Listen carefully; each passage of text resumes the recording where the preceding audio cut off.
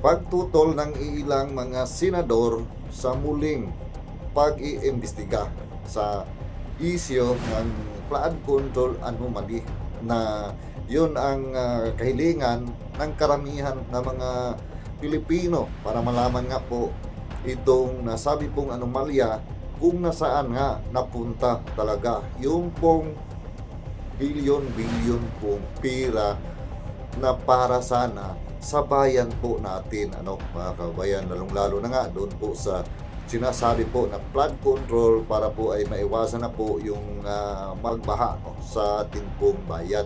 Pero yun nga mga kabayan, nito ngang pagpalit po ng liderato sa Senado, muli nga na pabuksan ni SP Alan Cayetano ito ngang pag-iimbestiga sa flood control anomaly.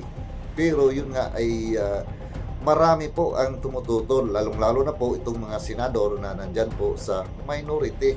Para bang mayroon po silang kinakatakutan. Kaya yun ang kinagulat ni SP Alan Cayetano kung bakit ay para bang pilit po nila na pagtakpan itong ang malakihan po na korupsyon sa ating pong bansa.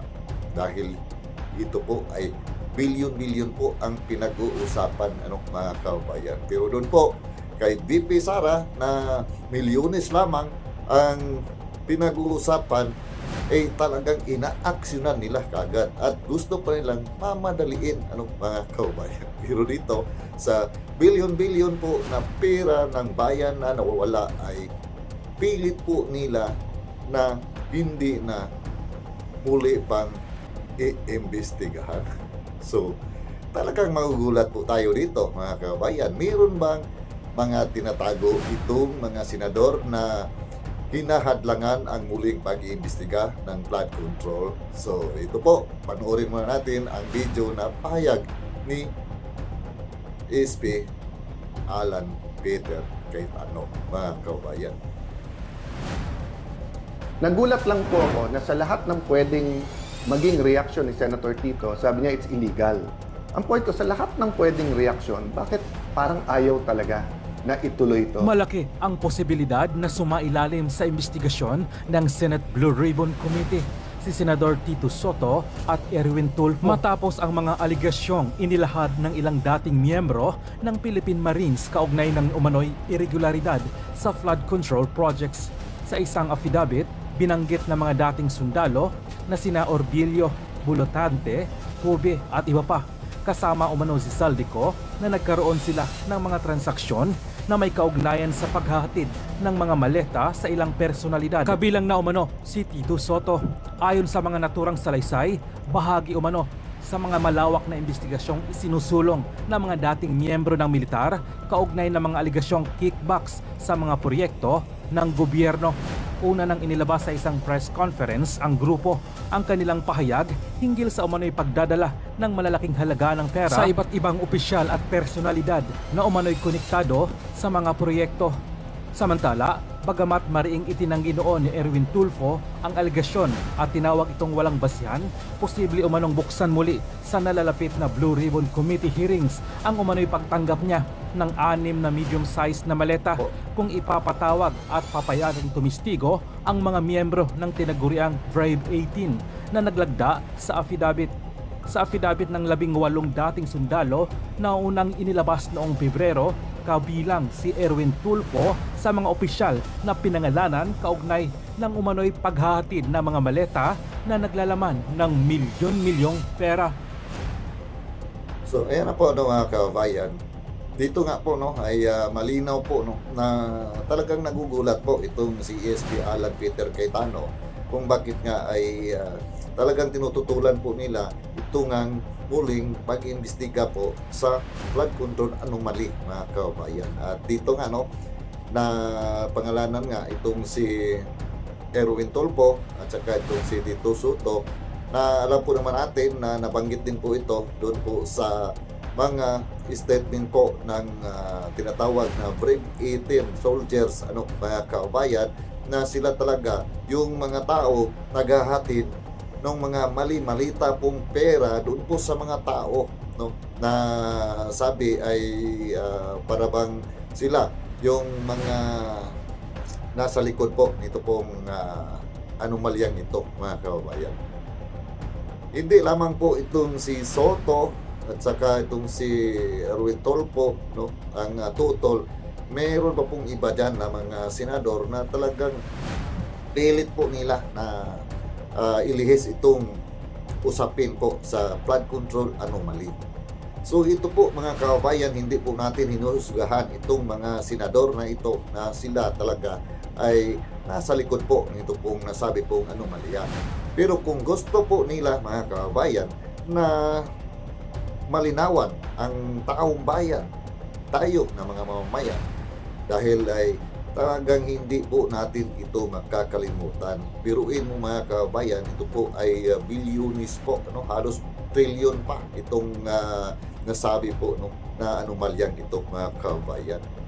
Kaya ay marami po ang naghihintay, no, na mabigyan po ng kalinawan o sino ba yung po mga tao na talagang nakikinabang po sa nasabi po na anomalyang ito, mga kababayan. Kaya kung ako sa mga senador na ito, napilit nila po natutulan itong muling pag-iimbestiga sa flood control, kung talagang malinis po sila, base na rin po sa kanilang mga statement na sabi ay ito ay aligasyon lamang, ano.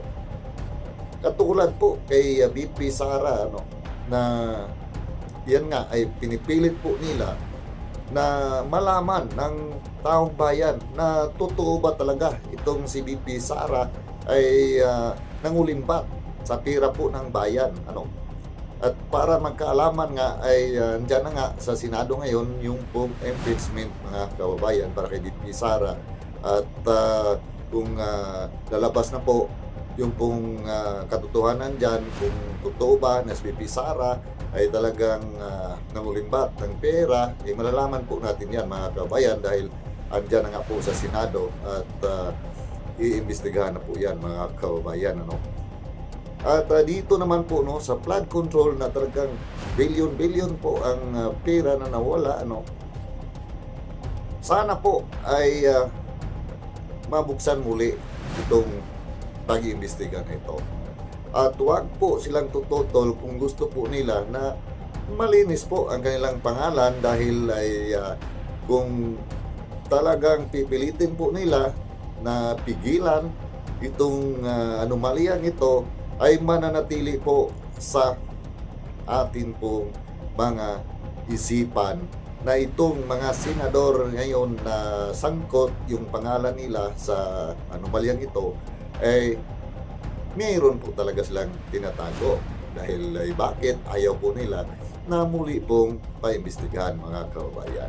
So yun lamang po ang akin pong masasabi, na sana itong mga senador na nasangkot ang kanilang mga pangalan sa nasabi po na anomalya, pumayag po sila. Mas maganda pa nga sila yung pong nangunguna na talagang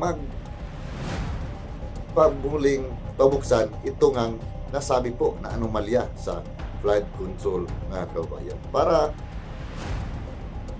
fair po sa lahat at malaman natin ito ngang sinasabi na sila po ay kasama dito nga sa mga tao na hinahatiran po ng mali-malitang pera.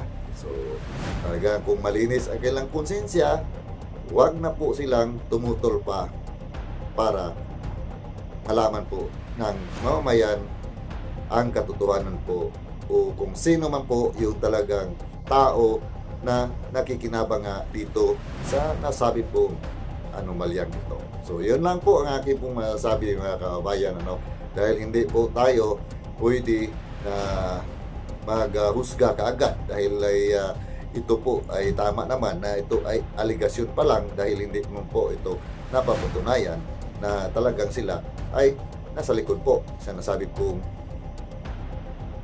mga anomalyang ito.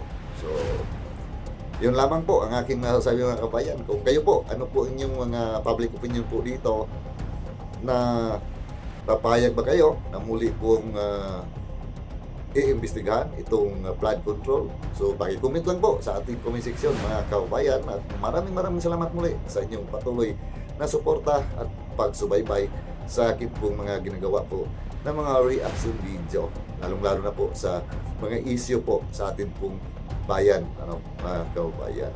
At sa mga bago po nag-subscribe para, maraming salamat po sa inyong lahat, at naniwala din po kayo sa atin pong pinaglaban dito ay wala pong iba kung hindi ay para po sa justisya po ng ating pong bayan. So see you po sa next video ko, at palagi lang po mag-iingat Luzon, Visayas at Mindanao, at sa ating mga OFW sa mga sulok ng mundo. Ingat naman palagi, at God bless all of us.